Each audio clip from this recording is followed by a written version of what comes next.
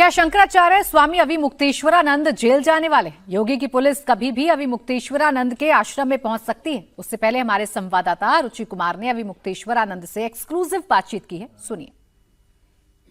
वाराणसी का ये केदार घाट है और श्री विद्या मठ है और शंकराचार्य अविमुक्तेश्वरानंद जी हमारे साथ हैं।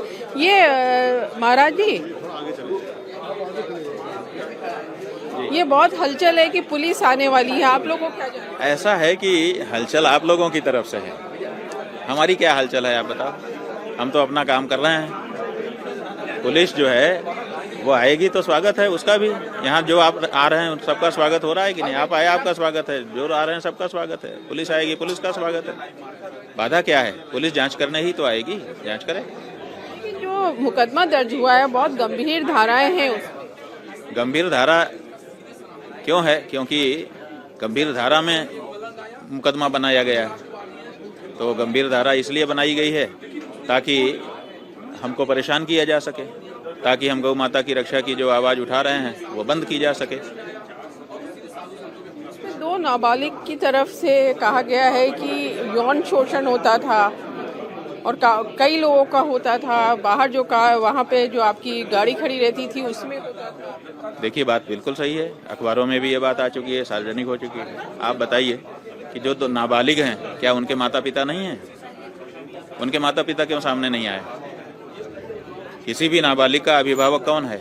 या तो जिस विद्यालय में वो पढ़ रहा है वहाँ का प्रधानाचार्य, अगर आवासीय विद्यालय है तो वहाँ का छात्र प्रतिपालक, वार्डन, या तो फिर उनके माता पिता। तो उनके माता पिता तो सामने आ ही नहीं रहे हैं। उनके जो सहज अभिभावक हैं वो आज तक परिदृश्य में ही नहीं है। उनसे कोई इनकी कोई बात ही नहीं। एक दीगर व्यक्ति है और वो कह रहा है कि हमारे पास 2 लड़के आए। 2 लड़के कहाँ से आए? इनके कैंप से आए। हमारा कैंप और उनका कैंप कितनी दूर है? उतनी दूर तक लड़के चले गए, उनके साथ अन्याय हुआ, बीच में किसी से नहीं बोले वो, और इन्हीं के पास पहुंच गए और किसी के पास नहीं पहुंचे। उनको यही उपयुक्त लगे कि यही हिस्ट्री सीटर जो हैं यही सबसे अच्छे हैं, हमारी मदद यही करेंगे। और इन्होंने अगर उनको उनके लिए पुलिस में गए तो इनको कहना चाहिए था कि ये माइनर हैं, इनके साथ गलत घटना हुई है, तुरंत इनको आप मेडिकल करवाइए, तुरंत इनके जो साक्ष्य ऐसे हों उनको जब्त करने के लिए कार्रवाई करिए और इनको जुवेनाइल जो बोर्ड होता है उसमें इनको दीजिए ताकि वो कस्टडी ले लें। इन्होंने ये सब कुछ किया ही नहीं, अपने कस्टडी में रखे रहे। क्यों रखे रहे? ताकि एविडेंस की बात ना आए, केवल हम जो कहें वही आगे बढ़ जाए बात। और उसके बाद अब जो आयु बताई जा रही है बच्चों की उसका भी पता नहीं।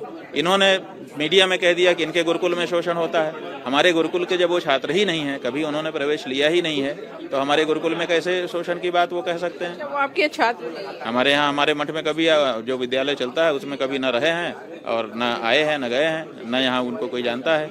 हम लोग तो मीडिया से ही जाने उनको कि ये भी बच्चे हैं।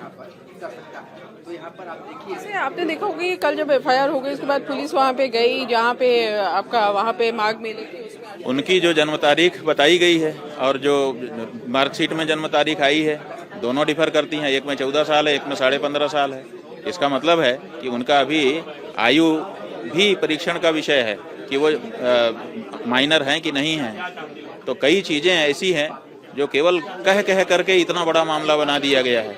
ये गजब की बात है कि एक हिस्ट्री शीटर जो कहता है वो मान लिया जाता है कोर्ट में, और एक शंकराचार्य जो कहता है उस पर विश्वास नहीं किया जाता है। क्या वजह लग रही है? आप जैसे कह रहे हैं जो हिस्ट्री शीटर है, हिस्ट्री शीटर कहाँ के हैं, वो क्या आरोप?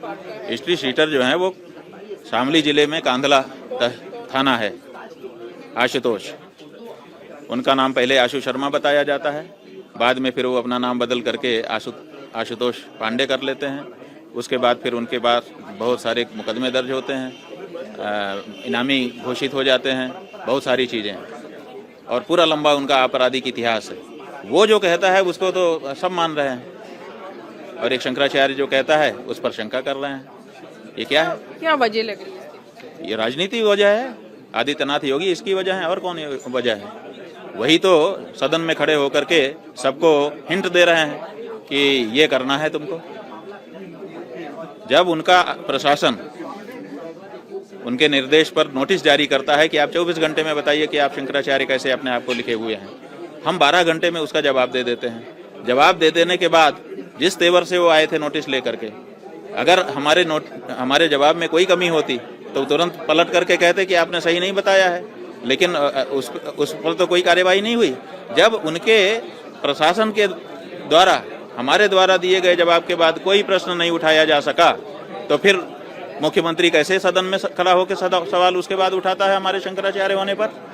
इसका मतलब है कि वो अपने प्रदेश की पूरी पुलिस को और दूसरी एजेंसियों को हिंट कर रहा है कि ये करना है इनके मामले में। तो उसके हिंट को पा करके लोग कर रहे हैं अपना, जज माने जो कर रहा है। एफआईआर हो गई, उसके बाद पुलिस की तरफ से आपको कोई नोटिस वगैरह आया? भाई हमें कोई नोटिस नहीं आई है। यही तो हम कह रहे हैं कि जब पहले वो नोटिस देंगे, अपनी बात करेंगे, पूछताछ करेंगे, तभी ना आगे बढ़ेंगे। अब कह रहे हैं कि वो अरेस्ट करने आ रहे हैं। भाई आ रहे हैं तो स्वागत है, हम तो उनका सहयोग करने के लिए तैयार ही हैं। सवाल ये है कि जो पॉक्सो एक्ट है, उस पॉक्सो एक्ट में लिखा हुआ है कि जिसके ऊपर आरोप लगेगा उसको गिरफ्तार किया जाए। ठीक है, लेकिन गिरफ्तारी जरूरी होनी चाहिए, बिना उसके काम नहीं बनना चाहिए। तो आप बताइए कि गिरफ्तारी कैसे जरूरी है? जब 3 कारण होते हैं। एक कारण ये होता है कि एविडेंस नष्ट न हो जाए। एविडेंस तो नष्ट होने के इतना दिन बीत गया, काम खत्म हो गया। मेडिकल कराया जाए, अब मेडिकल हो भी नहीं सकता, इतने दिन हो गए। अगर घटना घटी भी हो तो भी मेडिकल में अब कुछ नहीं निकलने वाला है, मेडिकल के जानकार लोग बता रहे हैं। और वो अभियुक्त जिसके ऊपर अभियोग लगाया गया है वो भाग ना जाए, कहीं छुप न जाए जा करके, इसके लिए गिरफ्तार करके रख लो। तो हम तो भाग नहीं रहे हैं, हम तो बैठे हुए हैं। जब चाहिए आप पूछिए, दिन में पूछिए, रात में पूछिए।